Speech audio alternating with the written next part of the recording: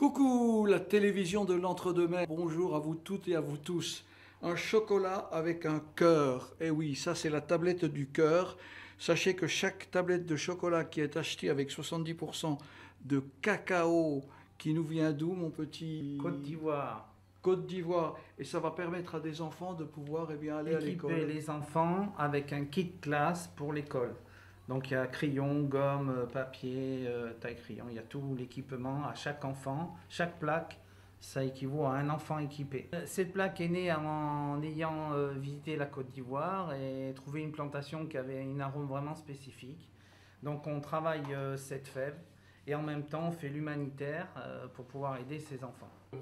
Vous avez entendu parler d'un homme qui s'appelle Patrick Brossard. Maintenant, il faudrait peut-être savoir d'où il vient et où il va. C'est un chocolatier émérite, c'est un chocolatier de talent, c'est un chocolatier de compétence et il est à La Réole. Tu nous parles un petit peu de cette ville de La Réole en plein confinement. Le premier confinement a déjà été dur puisque j'ai eu que 10 jours d'ouvert sur Pâques et le reste a été fermé. Et là, bien sûr, le deuxième confinement est encore plus dur. Là, on m'a permis d'ouvrir. Le problème, c'est que les gens n'ont pas forcément les moyens maintenant, avec la crise économique, de pouvoir se payer du chocolat à un certain budget.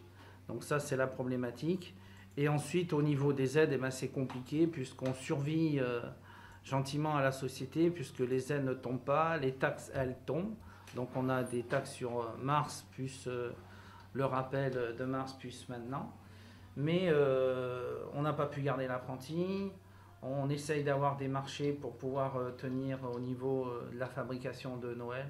Mais rien n'est gagné. Moi, je pense que ça va être très dur au niveau économique. Je pense qu'on va avoir une chute entre 10 et 15% pour Noël. Et si on ne fait pas Noël correctement, on n'est pas garanti de faire Pâques derrière. Donc c'est une entreprise qui n'est pas sûre de pouvoir tenir à long terme, malheureusement. Ça détruit, là, ça fait 26 ans de création et 36 ans de métier au niveau de la chocolaterie-confiserie, avec 5 apprentis formés reçus CAP plus BTM. Et là, j'en ai une autre qui arrive des compagnonnages, qui est compagnon, qui cherchait vraiment un chocolatier qui fait de l'artisanat. Et je ne garantis pas de pouvoir la garder l'année prochaine. Donc tout le monde est impacté, tout le monde est touché. Donc il y a un SOS à lancer, à dire attention, sauvez vos artisans, sauvez la tradition, perpétuer.